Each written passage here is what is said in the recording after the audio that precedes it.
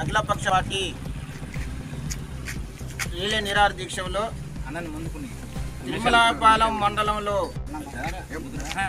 1970లో వెంగళరావు గారి ముఖ్యమంత్రి ఆధ్వర్యంలో ఆనాడు బెల్లం కన్నయ్య గారు, సేవ వెంకటేశ్వరరావు గారు, రావూరి బుచ్చిరామయ్య గారు కీలకమైన వ్యక్తులు ఆనాడు మంత్రి గారికి చెప్పి ఈ సమితి తాలూకులు ఉన్నప్పుడు ఈ హాస్పిటల్ నిర్మించడం జరిగింది.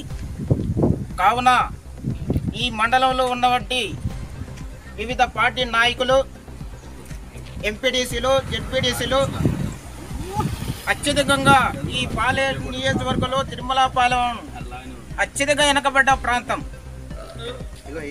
ఇన్ని సంవత్సరాలు చూసినా ఈ తిరుమలపాలెన్ని వెనకబడ్డ ప్రాంతం.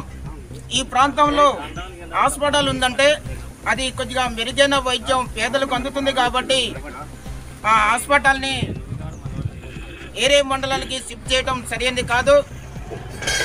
కాబట్టి తిరుమలపాలెంలో ఉన్నటువంటి అన్ని రాజకీయ పార్టీలు అందరూ కలిసి ముఖ్యమంత్రిగా మనం రిలే నిరాహార దీక్షలు కానీ, రాష్ట్ర రోడ్లకు కానీ, మరి నిరాహార దీక్షలు కానీ చేయడానికి సిద్ధపడాలా. కాబట్టి ఇప్పుడైనా మంత్రి గారి అత్యధిక మెజార్టీ ఇచ్చినటువంటి ఈ తిరుమలపాలెం మండలం, ఈ మండలం మీద ప్రేమని చూపెట్టి ఈ హాస్పిటల్ను ఇక్కడే కొనసాగించే విధంగా కృషి చేయాలి.